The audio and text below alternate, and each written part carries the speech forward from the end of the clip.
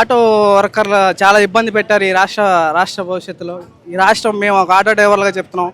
1500 ఇస్తానని చెప్పాడు ఈ రాష్ట్రంలో. 1500 పవన్ కళ్యాణ్ గారి గతంలో ఏం చెప్పారంటే అమ్మ ఒడికే తీసుకొద్దాం, 30 రూపాయలు రోజుకి, 30 రూపాయలు, 20 రూపాయలు, నెలకి ఇంత అంత అని చెప్పాడు.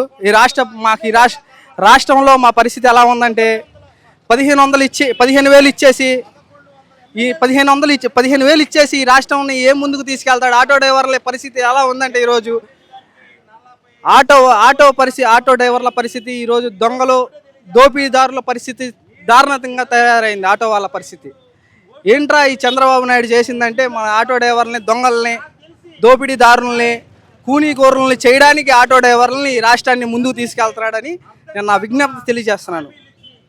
ఏంట్రా పథకాలు సూపర్ 6 సూపర్ హిట్ అంటున్నాడు. సూపర్ 6 లేదు, సూపర్ హిట్ లేదు. 2029లో 2.0 చూసి చాలా ఇబ్బంది పడతారు వీళ్ళు. ఇక్కడ ఏం అయిపోలేదు. 2029లో మేము ఖచ్చితంగా గెలిచిన తర్వాత చూసుకుంటాం ఇలా పరిస్థితి. రెడ్ బుక్ లేదు, గాడిది బుక్ లేదు. వాళ్ళ బుక్కులు తీస్తే మాది డిజిటల్ బుక్, వాళ్ళ రెడ్ బుక్కులు చినిగిపోతాయేమో. డిజిటల్ బుక్ చినగదు, ఆన్లైన్లో ఉంటుంది ఎనీ టైము, మేము చూసుకుంటాం.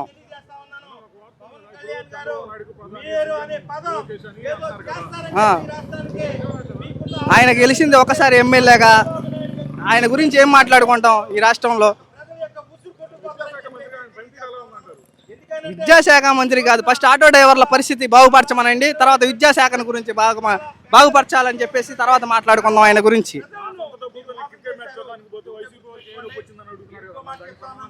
సొంత డబ్బులు పెట్టుకుని హెలికాప్టర్లో వెళ్తా ఉన్నప్పుడు జగన్ పిల్లల్ని చూడడానికి, మరి ఈ రాష్ట్రంలో జగన్ని ఆ రోజు ఎందుకు విమర్శించారు వీళ్ళు? ఆ రోజు సొంత పిల్లల్ని అమెరికాలో చదివించుకున్న జగన్ గారు ఆయన సొంత ఫ్లైట్ పెట్టుకొని, ఆయన సొంత డబ్బులు ఖర్చు పెట్టుకొని వాళ్ళ పిల్లల్ని చూడడానికి వెళ్తుంటే ఈ రాష్ట్ర బడ్జెట్ నీ ఉచిత ఖర్చులా, నీ ఫ్లైట్ ఖర్చులకి ఈ రాష్ట్రం ఉపయోగపడుతుందా అన్న వాళ్ళు ఈరోజు జగన్ గురించి విమర్శించినప్పుడు మీరు మీ సొంత డబ్బులు వాడుకోకూడదు కదా. రాష్ట్ర డబ్బులు మీరు కూడా వాడుకోకూడదు. సొంత కారు వేసుకెళ్ళాలి, సొంత ఫ్లైట్లు వేసుకెళ్ళాలి.